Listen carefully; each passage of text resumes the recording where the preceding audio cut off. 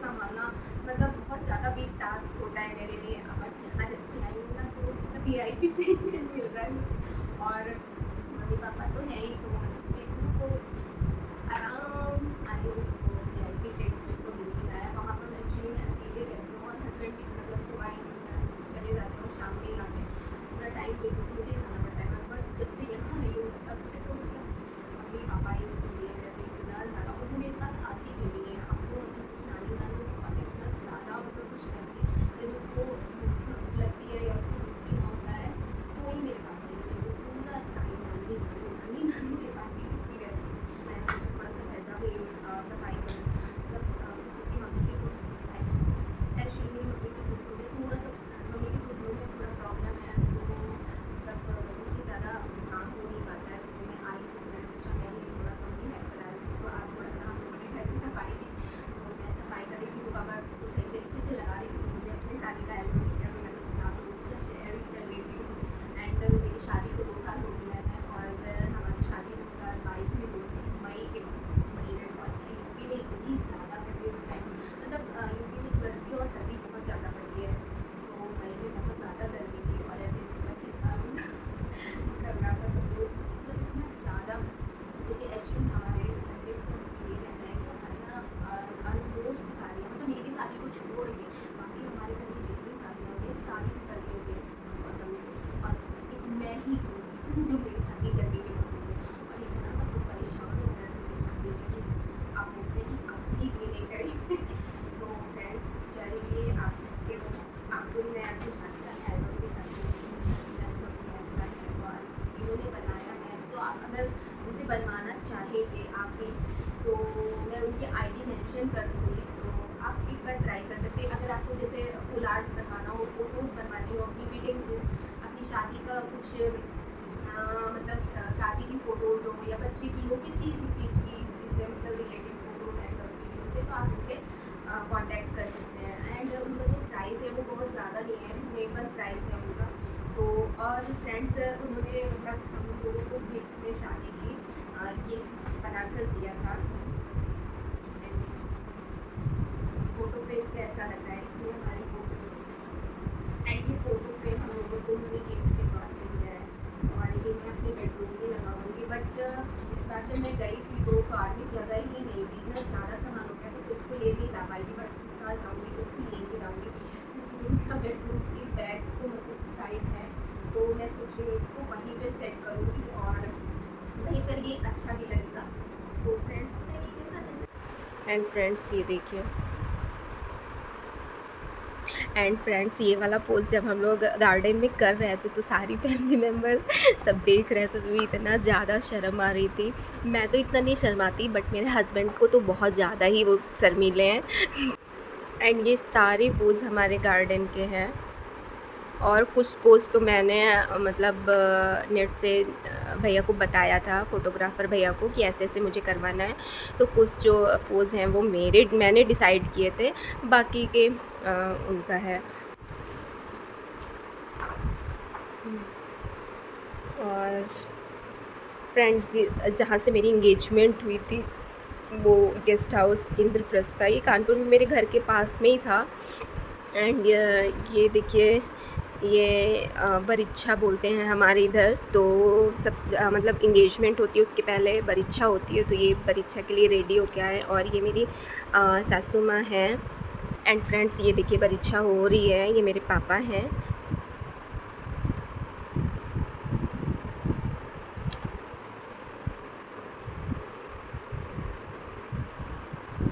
हाँ, और ये मेरी भाभी हैं, एंड ये भाभी के भैया हैं छोटे वाले, और ये इनकी वाइफ है, और ये बड़ी भाभी हैं। एंड ये मेरी एंट्री हो रही है। हमारे इधर इंगेजमेंट के पहले दूध भराई की रस्म होती है, तो उसके लिए मुझे लेके आया जा रहा है। तो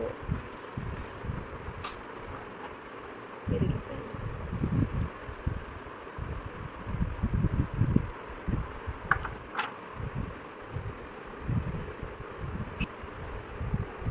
एंड ये देखिए फ्रेंड्स, और ये हमारी इंगेजमेंट रिंग है। आपको मैं जूम करके दिखाती हूँ, ये हमारी इंगेजमेंट रिंग थी। एक्चुअली फ्रेंड्स मैं मुझे मतलब बड़े नेल्स रखना नहीं पसंद है, बट जो पार्लर वाली दीदी थी वो बोल रही थी कि मतलब अच्छा लगेगा, तो मैंने आर्टिफिशियल नेल्स लगवाए थे। बट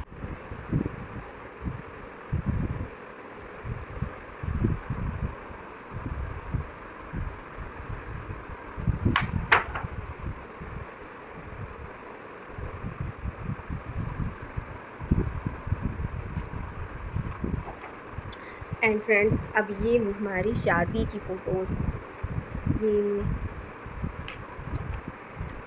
ये देखिए फ्रेंड्स, मुझे बताइएगा मैं कैसी लग रही थी शादी में, कमेंट्स करके मुझे बताइएगा।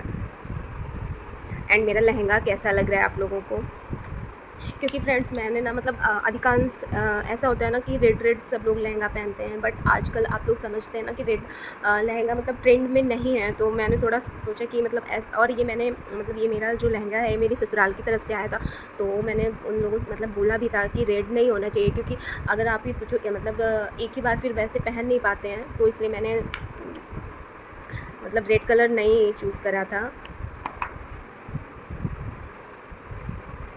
एंड फ्रेंड्स, ये हमारी है शादी की डेट।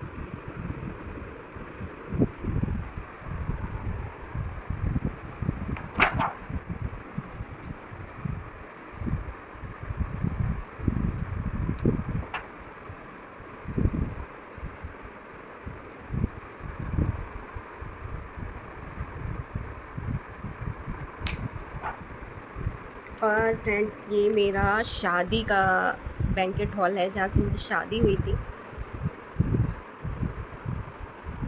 और ये तिलक होता है, तिलक के लिए जा रहे थे, और ये तिलक हो रहा है।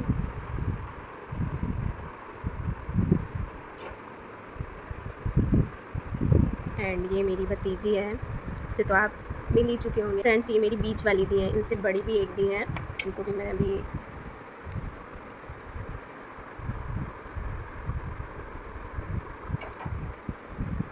एंड फ्रेंड्स, ये देखिए मेरे चाचू एंड भैया इनको लेके उठा के आ रहे थे, ये बोल रहे थे कि अरे मैं चला जाऊँगा चला जाऊँगा ये, बट हमारे यहाँ ऐसी रस्म होती है कि मतलब दूल्हे राजा को उठा के ही मतलब भाई या तो चाचा उठा के लाते हैं, तो फिर इनको मगर बट ये इतना डर रहे थे, मुझसे बोले कि अगर कहीं ऐसा ना हो कि भैया मुझे गिरा दे, बट इसीलिए इनका फेस देखिए कैसा है, डरे सहमे से।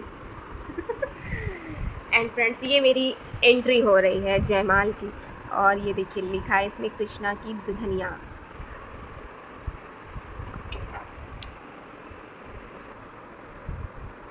शादी में ना एक स्यापा हो गया था। स्यापा ये हुआ कि मुझे एंट्री लेनी, मैं एंट्री मतलब मेरी एंट्री हुई थी, तो मैं डांस करते हुए आ रही थी, एंड मैंने इनसे बोला था कि जब मैं स्टेज के पास आ जाऊँगी तो आप मुझे मतलब लेने आ जाना, बट मैं तो डांस करती रही और ये आए ही नहीं ये आए ही नहीं, और मुझे इतनी मैं वेट करती रही कि आएंगे आएंगे, बट ये आए ही नहीं, ये बैठे ही रहे स्टेज पे। तो फिर बाद में मैंने इनसे पूछा, मुझे गुस्सा भी आ रही थी, मैं गुस्सा हो गई इनसे, मैंने इनसे पूछा कि ऐसा मतलब क्यों आप नहीं आए, तो ये बोले कि मुझे बहुत ज़्यादा शर्म आ रही थी, एंड क्या बोलते हैं जो शादी में इन्होंने बुके के लिए बोला होगा, तो बुके आया नहीं था, तो इसलिए इनको समझ में नहीं आ रहा था कि क्या करें, तो ये आए ही नहीं। तो मैंने इनसे बोला कि आप मुझे अनारकली समझे थे तो मैं डांस कर रही थी और आप आए ही नहीं। एंड ये देखिए खाना खिला रहे थे मुझे, बड़े जीजू ने बोला कि आप भी खिलाओ मैं भी खिलाता हूँ, तो ये देखिए मेरी दी को भी वो खिला रहे हैं।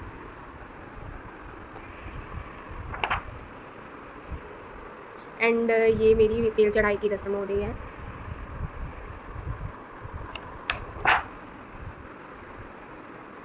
और ये रही मेरी ज्वेलरी जो मेरे लिए गोल्ड और सिल्वर का आया था। फ्रेंड्स, ये देख रहे होंगे कि मैंने लहंगे में ब्लैक चूड़ी पहनी, एंड और पहले मैंने चूड़ा पहना था। एक्चुअली ये हुआ कि जो हमारा जयमाल था वो बहुत ज़्यादा लेट हो गया था, और शुभ मुहूर्त निकलना जा रहा था फेरों का, तो फिर ये हुआ कि जल्दी जल्दी सारी चीज़ें, सारी रस्में जो थी वो करनी थी, तो इस चक्कर में फ़ोटोशूट हमारा रह ही गया था। बट बाद में फ़ोटोग्राफ़र भैया को याद आया कि अरे फ़ोटोशूट तो हुआ ही नहीं है, तो फिर जल्दी से फिर मैंने इसी उसमें चूड़ियाँ नहीं चेंज की थी। और ऐसे क्योंकि हमारे यहाँ ये होता है कि जो फेरे होते हैं वो पीली साड़ी में एंड ब्लैक चूड़ियाँ, ये जो ब्लैक चूड़ी होती है ये ससुराल से आती है, और मामा जो हमारे मामा हैं वो भी लेके आते हैं, मतलब 14 चूड़ी वो लाते हैं और 14 चूड़ी हमारे मायके की होती हैं। तो वही चूड़ी मैंने पहनी है। ये देखिए फ्रेंड्स, ये मैंने येलो कलर की साड़ी पहनी थी और हम बताएं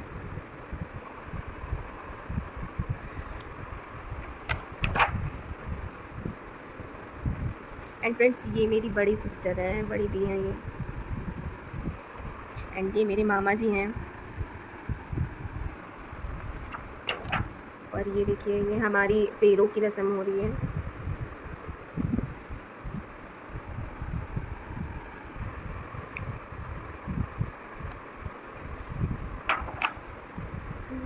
और ये सिंदूर चढ़ाने की रस्म है।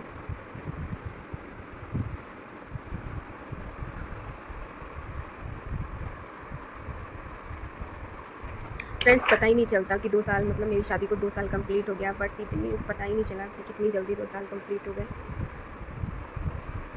और ये फ्रेंड्स मेरे विदाई की फ़ोटोज़ हैं। मैंने तो डिसाइड किया था कि मैं नहीं रोऊँगी, बट होता है ना कि आंसू आ ही जाते हैं अपने घर वालों से बिछड़ने के गम में। और ये मेरी ससुराल जाने की तैयारी हो रही है। तो अगर आपको मेरा ये वीडियो पसंद आया हो तो इसको like, share and family, friends सबको शेयर करिएगा। एंड जल्दी ही फ्रेंड्स मिलेंगे न्यू ब्लॉग में, तब तक के लिए